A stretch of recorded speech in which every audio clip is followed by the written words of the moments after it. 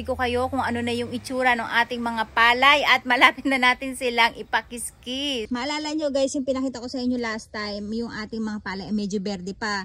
Pero ngayon guys, nakikita nyo after ng 1 linggo o 2 linggo, medyo nag light green na yung kulay nila kasi medyo lumalamig na sa gabi. At kung makikita nyo, yung mga palay natin guys ay nagkukulay brown na din. Ayan. So hihintayin lang natin siya na totally medyo mag-brown yung kulay talaga nila lahat. Kasi kung makikita nyo guys, merong pang fresh dito, meron pang humahabol ng bulaklak. Pero ang problema ng mga tawag dito ng mga nagtatanim ng palay guys, ayan, may kumakain. And I think parang tipaklong nga yan yung tumitira. Yan yung kapag fresh pa yung inyong palay. Pero nakikita nyo guys, napakaganda ng ating tanim ng ating mga palay. Ayan. Siguro kung makakakuha rin tayo dito ng mga ½ kilo, ganon. Hindi naman kasi ganon kadami guys yung tanim natin. Ayan. At kung magtataka kayo guys, bakit siya nakatali? Kasi nagkaroon ng malakas na hangin ng ilang araw. Siguro mga 1 week yata yun.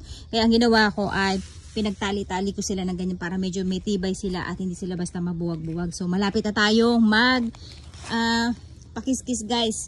Hinihintay lang natin mag-green, mag-brown lahat. Ito katulad yan, oh, green pa. So ayan. At i-tasting natin yung isa. Kuha tayo guys kung ano ang lasa ng ating palay.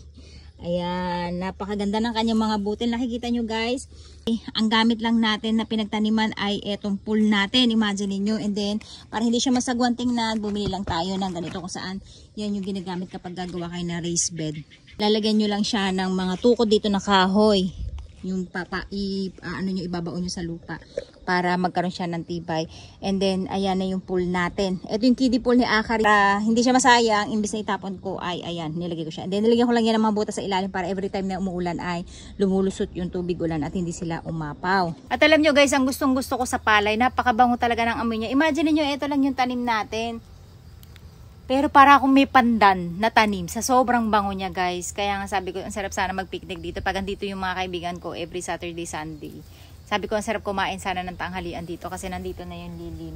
Ayan. At amoy na amoy mo talaga yung palay. Konting-konti lang yung tanim natin na yan guys. Ayan lang. O, pero napakabango ng paligid mo pag nandito ka. Kasi amoy na amoy mo talaga yung amoy ng palay. Ang sarap talaga sa farm manirahan, ano?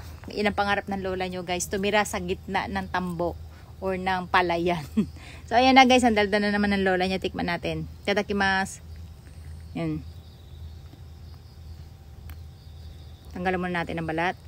Ayan yung butil niya guys. Kita nyo ba? Napakaganda. Pero hindi pa siya tuyo kasi medyo light color pa yung kanyang kulay, basa pa.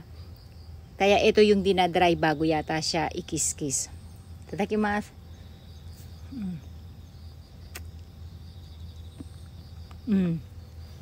Basa pa guys.